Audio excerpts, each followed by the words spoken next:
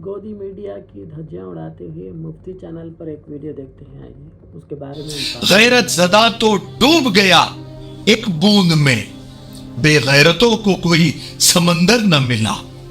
जिन गोदी पत्रकारों को, जिन गोदी मीडिया को हमारे ही देश के एक राज्य मणिपुर जाने की तौफीक नहीं हुई पिछले 5-6 महीनों में, वो सारे गोदी पत्रकार इजराइल पहुंच गए हैं। हमारा पूरा गोदी मीडिया इजराइल पहुंच चुका है। जैसे हमला इजराइल पर नहीं, उनके मामा के घर हुआ है, वैसे भी हमारे देश का गोदी मीडिया दिन रात, जंग ना भी हो, युद्ध ना भी हो, तो 24 घंटे 24/7 जंग की ही खबरें बताता है, जंग की ही हेडलाइन लगाता है। दुनिया में कहीं भी जंग हो, चाहे छोटी हो बड़ी हो, हमारे देश का गोदी मीडिया उसमें कूद जाता है और हर जंग को वर्ल्ड वॉर 3 का नाम दे देता है। सोचिए, अब तो जंग शुरू हो गई है इजराइल और फलस्तीन के बीच, तो गोदी मीडिया का एक्साइटमेंट देखने लायक है। ये सब इजराइल पहुंच गए और वहां जाकर भी वही गम मचाने लग गए जैसे यहां मचाते थे। जंग की रिपोर्टिंग और जंग को ऐसे बता रहे हैं जैसे वो खुद जंग लड़ रहे हैं।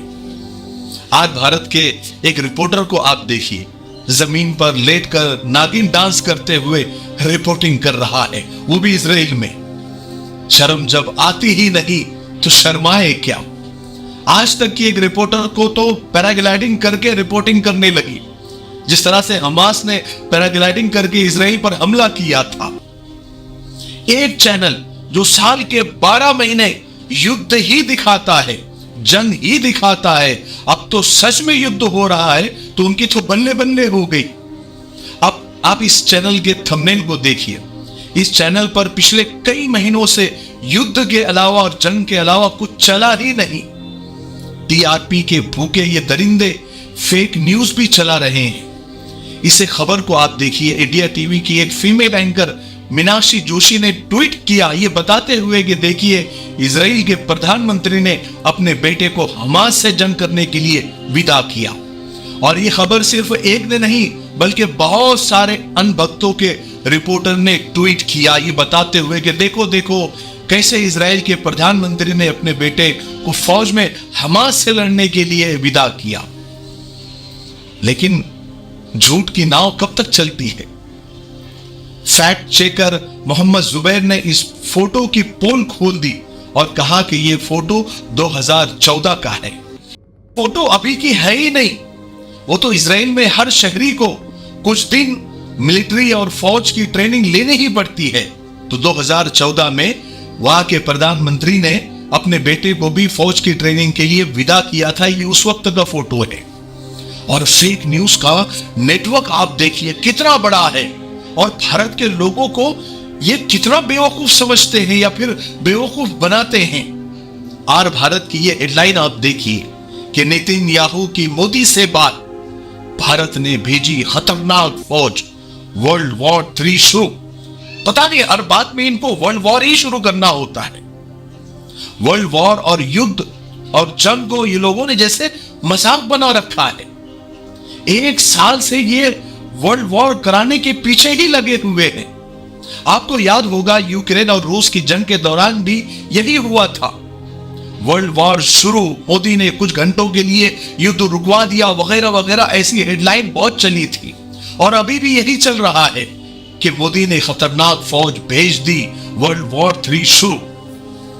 युद्ध और वर्ल्ड वॉर गोदी मीडिया का पता नहीं बहुत फेवरेट है। आपको याद होगा कि रूस और यूक्रेन के युद्ध के दौरान गोदी मीडिया ने वीडियो गेम की विजुअल दिखाकर यह बताया था कि यह रूस और यूक्रेन के युद्ध की ओरिजिनल फुटेज है। यहां तक फेक न्यूज चलती है, यहां तक लोगों को बेवकूफ बनाया जाता है। दोस्तों, जंग, युद्ध एक ऐसी चीज है जिसमें सिर्फ इंसानों की जाने जाती है, जाने ली जाती है। मासूम आवाम, मासूम जनता अपनी जानें गंवाती है। लोग अपना सालों का कमाया हुआ घर, जर, जमीन, फैमिली सब कुछ खो देते हैं। लेकिन ये बेशरम गोदी मीडिया के लिए युद्ध और जंग एक इवेंट होता है। ये उसी तरह से उसको सेलिब्रेट करते हैं जैसे कोई त्योहार हो। इसलिए जितना हो सके ऐसे फेक न्यूज फैलाने वालों से दूर रहे, इनका बायकॉट करे, सच और हक का साथ दे और मजलूमों के साथ खड़े रहे और उनके लिए दुआएं करें।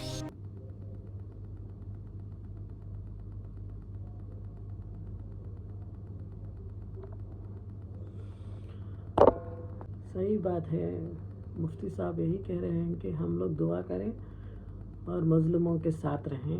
ऐसा नहीं कि फेक न्यूज़ देखें और ये नौटंकी यूट्यूब गोदी मीडिया को देखें। इस तरह से गोदी मीडिया को देखना छोड़ दें। जो बड़े न्यूज़ हैं, जो जिम्मेदारी से दिखा रहे हैं न्यूज़, उसको देखिए, ताकि फ़ेक न्यूज़ आप ना देखें और नौटंकी ना देखें आप लोग। तो मैं यही कहूँगा कि आप लोगों से फेक न्यूज़ से और ये गोदी मीडिया से दूर रहिए प्लीज़। गोदी मीडिया आपको बर्बाद करके रखेगी, जीना हराम करके रखेगी। ज़िंदगी सुकून से जीना है तो गोदी मीडिया को देखना छोड़ दीजिए।